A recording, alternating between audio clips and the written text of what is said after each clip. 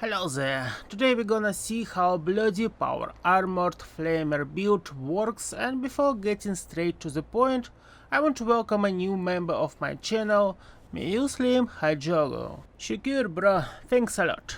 As you know, Rejuvenated legendary modification makes us nearly immortal in this game, so we can drop our health quite low, but today we're gonna try to solo arrow, and I think we should maintain our hit points at 10% more or less, cause actually I don't know if we can truly survive all income damage.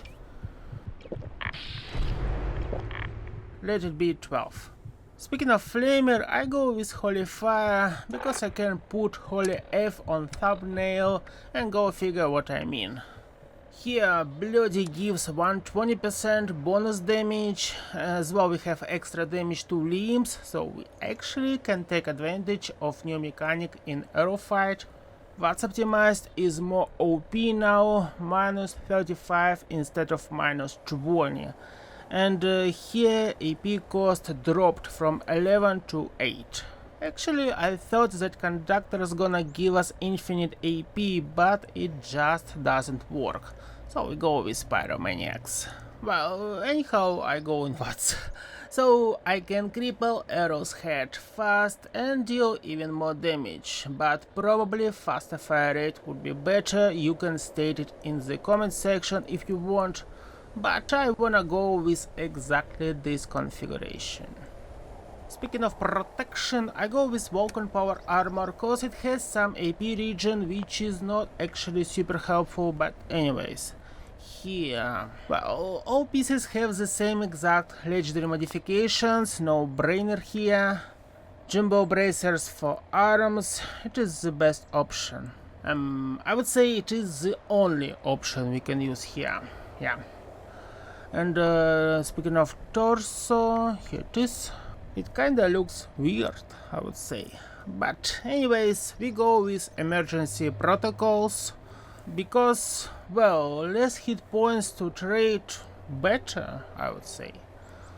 Okie dokie. Speaking of buffs, I go very easy today.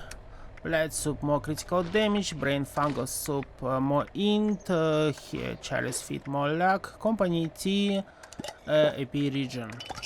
Additionally, we're gonna suppress negative effect of marsupial mutation, and that is how we're gonna get 4 int back. We need them for more fire damage. Okay, let me show you my stats. I think I'm gonna scroll down fast. Well, it is still PTS, first update, who knows what's gonna happen in the next one. Speaking of science expert, well, fire damage is not shown correctly. Okay, here everything is fine. And speaking of my mutations, we have a standard combo for What's Crit build plus Plug Walker. No idea why. Speaking of perks, Scattershot is a must for Crippling build, or whatever you're gonna call it. Basically, you need all perks that boost limb damage, then damage dealt to crippled enemies, then damage dealt to enemies, and then food buffs of your choice. That's what Crippling build is about. Here I don't care about blocker, I do care about reloading. Lock and load, welcome aboard. Speaking of shotgunner perk, it will work against arrow and no one else. Well, cause everything will die faster. Then we have Tormentor. Once again, you need it for boss fight, if your build is strong enough to kill everything fast. The next perk is good for free aim mostly. Commando, plus 75% range damage when targeting the torso. Concentrated fire gives plus 60% damage in watts on your 21st shot and further. In general, we go in watts, so why not? Then we go straight to Science Expert that boosts fire damage and scales with int.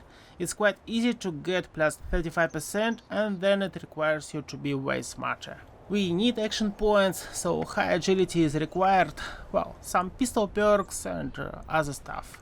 Guerisha, rank 1, Packing Light, Born Survivor, Adrenaline.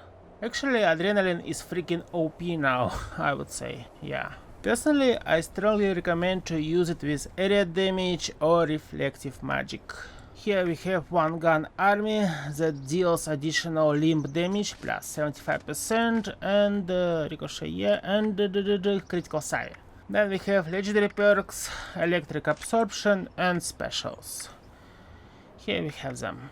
So we need 34 luck to make every second shot critical. More crits will land, better for us. Okie dokie, ladies and gents, let's go testing. Here, yeah, let's go here. By the way, now berry methods can boost your damage a little bit. Here we have plus 34% fire damage. Okay, let's use one. We have it right here. Okay, and we have science expert value. Here it is, plus 36%. Let's try a fog crawler, cause why not? Hello dude, show me your head and boo, and he's dead. Where's your brother? I see him. Hello, hello, and you're dead. Nice. Obviously, Holy Fire is OP. Wow, Flamer used to be #1 damage dealer of Fallout 76. If I remember, bloody explosive version. Then got Plasma, then Enclave Plasma Flamer, right? I guess so. And then Auto Axe. Now I'm curious about full potential of Paper Shaker. It is so OP. Damn. We have 2 more guys here. Chow Yu and wow, Chow Yu. Speaking of Puppy Hulk, well, let me show you that I am immortal. Dude, please hit me as hard as possible. Harder, please. Come on. Boom. Come on, dude. Boom. And nothing is happening.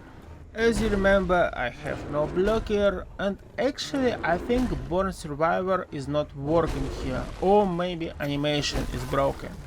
Probably I need to go over 20%, then below 20%, I mean hit points, and that is how it will proc. Okay, let's go here. Good morning, mommy crab. Let me cook you a little bit. And yeah, she's dead. Nice. Basically, Rejuvenators makes you truly immortal. Nothing can kill you. As you could see, I'm using Iron Charts that boosts all resistances provided by power armor. 50% more. Well, the perk is called Iron Clutch. I always fail to say words correctly, but I hope you understood.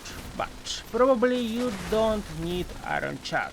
Overeaters plus Rejuvenators gonna make you very hard to kill. Almost impossible. Well, maybe electric absorption is super helpful here. Yeah, maybe this one as well. EN06 could be problematic, the first raid boss, and dudes from daily ops with crazy armor penetration. How is it called? Decryption, I believe. Damn, I don't even remember, I'm sorry. The healing effect is so crazy, maybe too much crazy. Maybe Beth should look into it. So for arrow fight, I'm gonna use Big Gun's Bubblehead and Tesla Science number 5, right? To use less ammo, yeah. Probably I'm gonna need additional food buff to have more action points and Psychotas to deal a little bit more damage. If I can't solo the boss in less than 10 minutes, my build is crap and you should call me a noob. Okie dokie, gonna make some coffee and be right back. Some tea for max AP, some music for more AP regen, liquid courage, psychotats, and let's cook. Okie dokie, I start with 470 damage and 870 critical damage. Let's remember these numbers. Basically, we're gonna get few perma damage buffs here, Tenderizer plus 100% and Tormentor Shotgunner combo plus 175%. Yeah, maybe some adrenaline plus adrenal reaction, sorry. But these are temporal buffs, right? And the moment has come. 550 turns into 730. And now 800 and 1200 for crit. Not bad. I would say not bad at all. By the way, all limbs are crippled, and to be honest, I used just one hatch to cripple all limbs. Not bad at all, 764 I saw. Let's check legs. Ah wait, legs are not crippled actually, yeah. I am halfway through, the damage boost is crazy and I need to defend the new crippling mechanic. Actually, it is a good idea, well, pointless against small mobs if your build is good. Big mobs die before you cripple their limbs, so as well, pointless. But you can cook some stuff here. And of course I want to defend bloody builds. They are great. Always been, probably always will be. It is not hard to go bloody as you can see, so you have no reason not to. Senorito Arrow is dead and it took me less than 5 minutes. Yay! Well, ladies and gents, basically that's all for today. Big thank you for watching. I will see you later. Bye bye bye. Bye bye.